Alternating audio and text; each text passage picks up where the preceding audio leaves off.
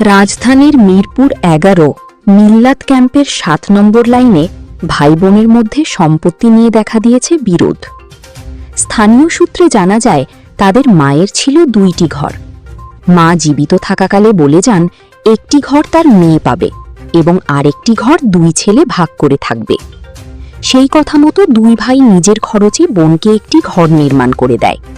উনার আম্মা বললে গেছে যে আমার মৃত্যুর আগে আগে আমি দোনো ভাইরে ওই ঘরটা বুঝাই দেব, একজন উপরে থাকবে একজন নিচে থাকবে। আর উনার মেয়ের ঘর এই যে এটা, বলে এখানে তো কেউ হক দিতে আসবে না, নিতে আসবে না, ওরা দোনো ভাই ওই ঘরে থাকবে। আমাদেরকে বলছে হ্যাঁ, ঘর যে বানাইছে ওই ভাই বানাইছে, মুরাদ ভাই বানাইয়া দিছে। হ্যাঁ হ্যাঁ, আর নিজের অর্থ দিয়ে উনি বানাই দিছে। তার এই 2টা ঘর, আমার 2 ছেলের ওই বাড়িতে, আমার মেয়ের বাড়িতে কোনো অংশ নাই। বোনকে ওই বাড়িটা আমি 2 লক্ষ টাকা খরচ করে আমি বোনকে বানিয়ে দিচ্ছি। 7 বছর আগে বানাইছিলাম, যতদিন আমার মা জীবিত ছিল।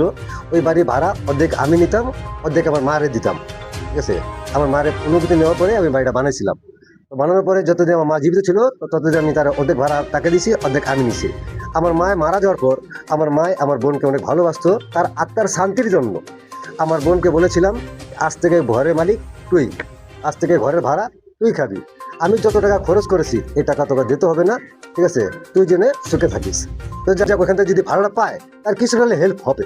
ওই চিন্তা ভাবনা করে আমার বোনকে আমি বাড়ি ঘোষণাটা দিয়ে দিলাম, কিন্তু আজকে থেকে বাড়ি মালিক তুই। আমার মনে যদি কোনো সন্দেহ থাকতো, তাহলে আমি ওই মুহূর্তে একটা স্ট্যাম্প করতাম, তোর বাড়িটা তোরা বুঝাই দিছি, এই বাড়ি আমার 2 ভাইয়ের। কিন্তু আমি জিনিসটা বিশ্বাস করলাম, আমার বোনকে আমার ভালোবাসা ছিল দেখা, আমার বোন আমাদের সাথে গাদ্দারি করবে না দেখা আমরা এরকম কোনো জিনিস করি নাই। এলাকাবাসীর অনেকেও বলছেন মায়ের কথা মতোই কাজ করেছিলেন 2 ভাই। তবে এত মাস পর কেন আবার নতুন করে এই বিরোধ শুরু হলো, সেটি নিয়ে এলাকায় তৈরি হয়েছে নানা প্রশ্ন।